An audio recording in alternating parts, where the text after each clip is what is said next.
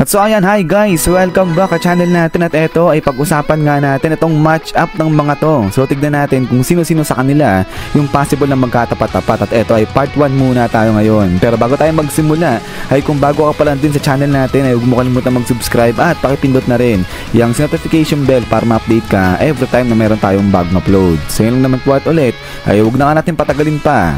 Simulan na natin yan.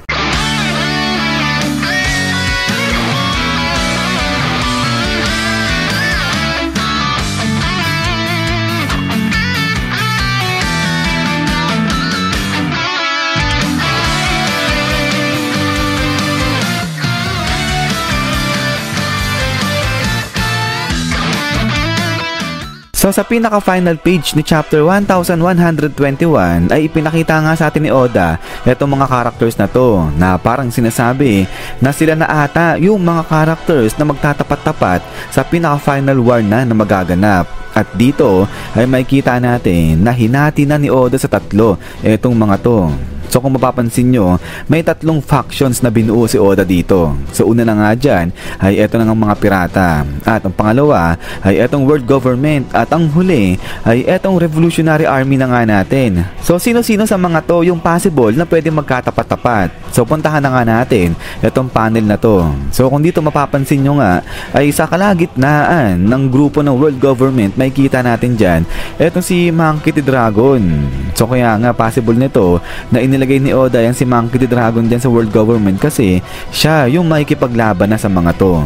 Pero ang ibig sabihin ba nito, si Monkey D. Dragon na yung lalaban mag-isa dyan sa world government? So syempre hindi. Kaya nga, ang mangyayari dyan, itong revolutionary army laban sa world government nga natin. So noon pa man din ay alam na natin na itong grupo ng revolutionary army ay binuo yan o itinatag yan para kalabanin at pabagsakin nga itong grupo ng world government. So hanggang ngayon ay nahabol-habol nila yung grupo na yan o itong organization na yan para pabagsakin. At maliban pa nga dyan ay diba, itong si Monkey D. Dragon sinasabi na magkakaroon nga siya ng laban dito naman kay Akainu.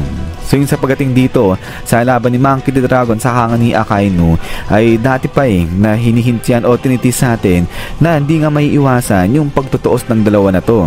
So kaya pinaniniwalaan na etong si Monkey D. Dragon ay personally haharapin niya o tatapatin niya etong ang si Akainu sa isang laban. Pero maliban pa dito sa sinasabing di may iwasang laban ni Dragon sa hanga ni Akainu ay kung matatandaan ninyo ay diba itong grupo ng revolutionary army natin nagsisimula na silang pumilo.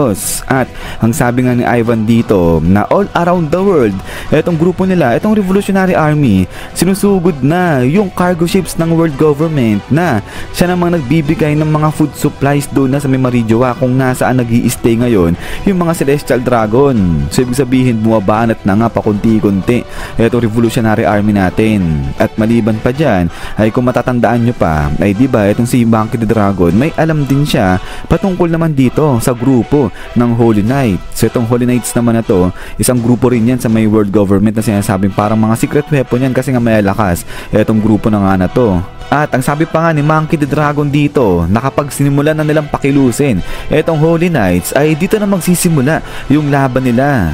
Pero ang interesting dito kasi nga ay sa dulo ng chapter 1121 ay diba sa may baba ni Monkey D. Dragon ay inilagay nga ni Oda, pinakita niya naman etong misteryosong lalaki na to na pinagsuspetsahan ngayon nakabilang yan dito na sa may Holy Knights at siya nga raw yung nasa may gitna dito yung nakatayo dyan. So ang ibig sabihin nito ay simula sa pakikipaglaban nila dito sa mga Marines ay pagkatapos niyan ay eto naman ang sunod yung grupo na ng Holy Knights. At pagkatapos ng laban nila dito sa grupo ng Holy Knights ay maglilid naman to papunta sa pakikipaglaban na nila dito kay Imo Sama na. So ito interesting na laban talaga. Si Dragon laban dyan na nga kay Imo Sama. So parehas mga boss, mga head ng dalawang malaking grupo. So kung matatandaan nyo si Sabo diba nag-attempt na pumalag dyan nga kala Imo Sama. So ngayon naman titignan natin kung paano nga gagawin ni Dragon sa pakikipaglaban naman dito kay Imo Sama.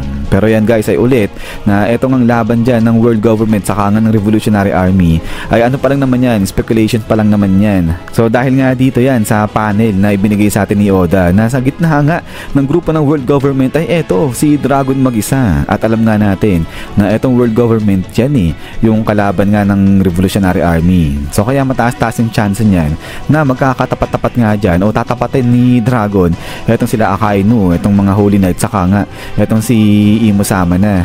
At then pagkatapos nito is yan guys, so hanggang dito lang itong match-up natin part 1. So ayan, kung meron kayong mga naiisip o napipisin kung sino sa palagay nyo yung possible na pwede magkatapat-tapat sa mga to, ay pwede nyo i-share yan dyan sa may comment section natin sa may baba at pag-usapan natin yan. At ayan, hintay-hintay lang para nga sa part 2 naman ito ng match-up natin. So yun na naman guys, at ulit ay maraming salamat sa panonood dito kay One Piece natin. So lagi mag-ingat, God bless nyo lahat at kita-kits tayo ulit.